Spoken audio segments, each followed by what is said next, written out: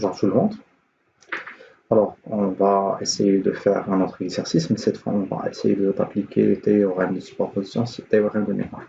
Alors, l'exercice a pour objectif de déterminer l'expression du courant, à savoir si on pose une tension, par exemple, U, aux bornes de la branche B2 et A2, U, on peut dire que la tension U vaut 2 fois la résistance R multipliée par le courant. Implique l'expression de I, c'est U divisé par 2R. Alors, en appliquant le théorème de Millman, on va essayer de trouver l'expression de U. À savoir que U, c'est la tension entre VB2 moins la masse Vm, puisque Vm c'est une masse, donc elle vaut 0 V. Donc, U, la tension U, c'est le potentiel, c'est la tension VB2. Donc, en appliquant le théorème de Millman, à savoir pour bien réaliser cet théorème, il faut savoir les branches qui vont réaliser la nœud B2. Donc on peut trouver que la première branche c'est représentée par la résistance 2R entre B2 et M. La deuxième branche c'est entre B2 et A2, puisque A2 il est lié à M, donc tous les deux sont la masse, il faut égal à 0. Donc cette branche il est formée par une résistance de 2R et un générateur de tension E2. Toujours il faut voir et vérifier le sens du générateur de tension, puisque c'est un sens entrant vers la branche, donc on va mettre un plus. Et la troisième branche c'est entre B1 et B2, donc B1 et B2, donc on va mettre la résistance R, on va mettre VB1 divisé par la résistance R, la troisième branche, plus la deuxième branche, on aura une source de tension E2 divisé par 2R, et finalement Vm sur 2R, Vm égale à 0, bien entendu il faut remplir les numérateurs par 1 sur 2, 1 sur R, 1 sur 2R, 1 sur 2R. Bien sûr, il faut simplifier l'expression. On peut trouver que l'on a 1 demi résiste 1 sur la résistance, donc c'est 1 sur R. Simplification, on va avoir 2 sur R, VB1 sur R, et E2 sur 2 sur R. Simplifier les résistances, on va trouver une expression de VB1 sur 2 plus E2 sur 2. Alors, à voir que dans la tension VB2, il est suivant la potentiel VB1. Donc, il faut refaire Millman, mais cette fois en appliquant dans la nœud P1. Donc, VB1, c'est potentiel VB2 sur la résistance R, la première branche, celle-là, deuxième, troisième, qui va former la nœud B1, plus E1, il est entrant, donc c'est plus 2R, plus on a la masse, donc 0 sur 2R, 1 sur R, plus 1 sur 2R, plus 1 sur 2R. Alors, vous pouvez voir que c'est un petit peu presque la même expression de VB2, donc on aura la même simplification, donc c'est VB2 plus E1 sur 2, tout sur 2. Donc, il faut chercher VB2, donc on va remplacer VB1 par son expression, plus E1 sur 4, plus E2 sur 2, on divise par 2. Implique, on va reprendre VB2 dans une seule partie et laisser les autres dans la deuxième partie. Donc on aura le 3 quarts de VB2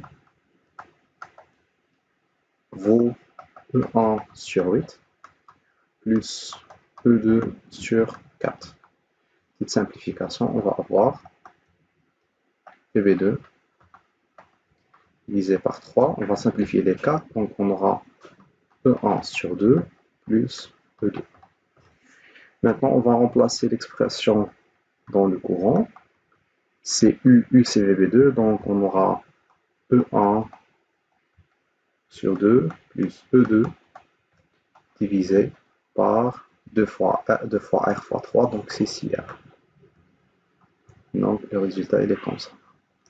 Donc la deuxième partie, on va essayer de refaire l'exercice, mais cette fois en appliquant le théorème de superposition. On va essayer d'appliquer le théorème de superposition. On va toujours on va poser U, tension U en bord de la charge qui est la résistance de R. Donc la superposition a pour objectif d'éteindre le premier générateur en laissant le deuxième et calculer la tension de la charge. Puis on va faire la même chose, mais cette fois on va éteindre le deuxième générateur. On va laisser le premier pour trouver la source tension. Donc qu'est-ce qu'on va faire? On pose une tension U1 qui vaut U tel que E1 égale à 0 V. Et U2 égale tension U tel que, cette fois E2 égale à 0 V. Puis, on va faire le théorème, on applique théorème de superposition pour trouver que U égale à U1 plus U2. C'est ça l'énoncé du théorème de superposition. On va essayer d'appliquer la première partie. Alors, la première partie, on va essayer d'éteindre le générateur. On va retracer le circuit, le montage. On va trouver dans la branche P1A1, résistance R2, 2R. On va éteindre le générateur R1, donc il va être court-circuité. Voilà, ancien, on va les mentionner. Comme ça, on va savoir de quelle branche on va travailler. R, B2, 2R, générateur E2 et la résistance 2R. On va trouver la tension U1. Alors, on va faire une petite simplification du montage. Vous pouvez remarquer qu'il y a deux résistances qui sont en parallèle et la résistance équivalente va être en série avec R. Alors, quand vous avez deux résistances semblables en parallèle, la solution c'est la division en deux. Donc, on aura ici, si on va associer ces deux résistances, on va trouver une seule résistance R.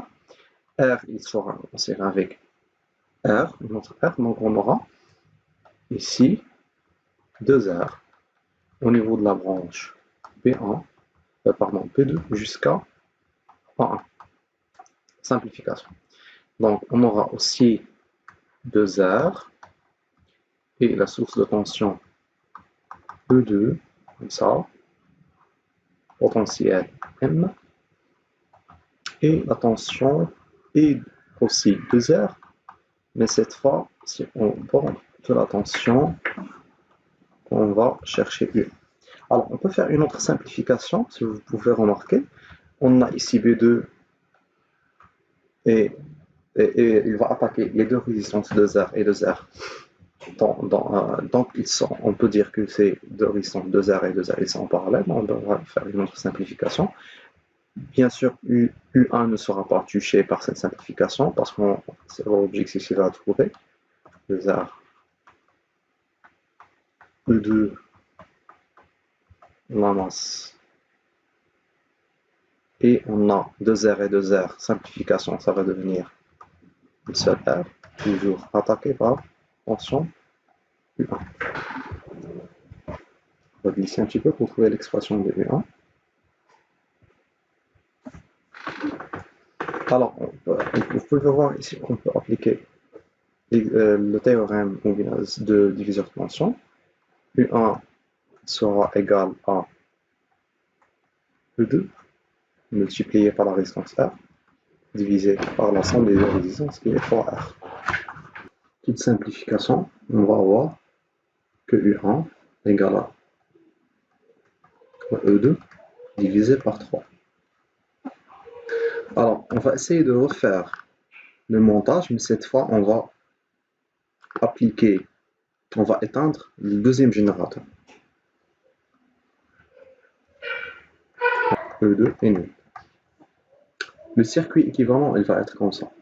Donc, toujours 2R, 2R, on va aller mentionner la branche B1, le générateur B1, la masse. La masse, c'est A2, A1 et M.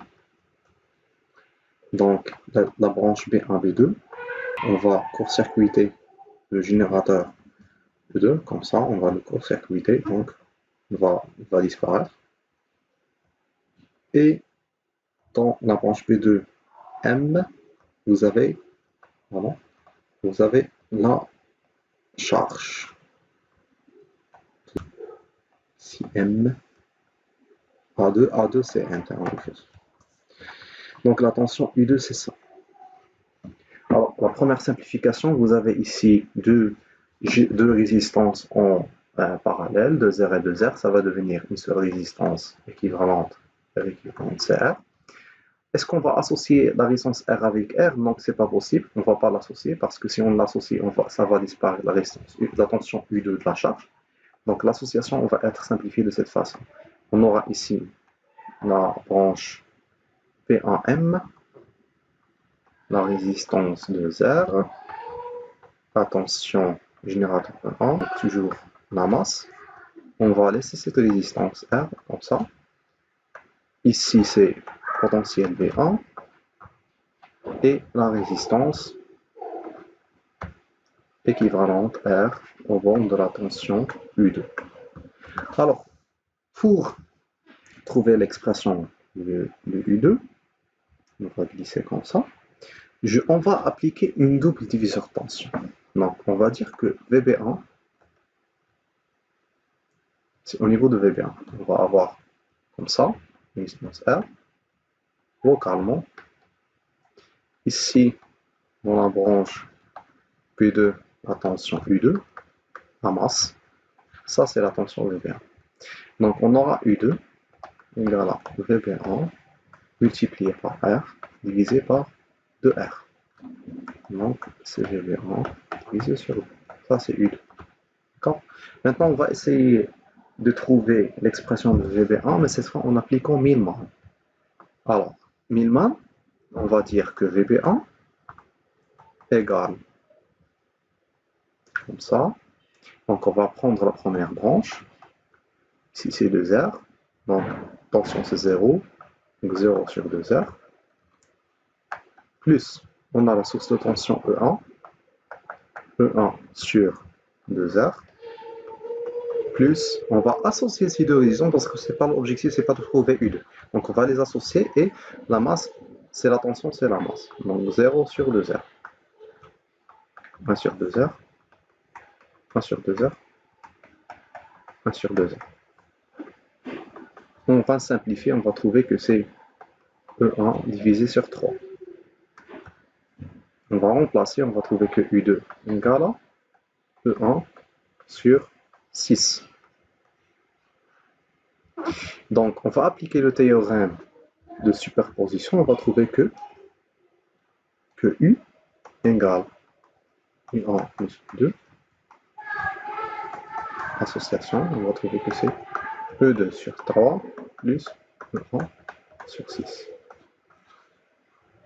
On va chercher l'expression du courant, on va trouver que I égale à E2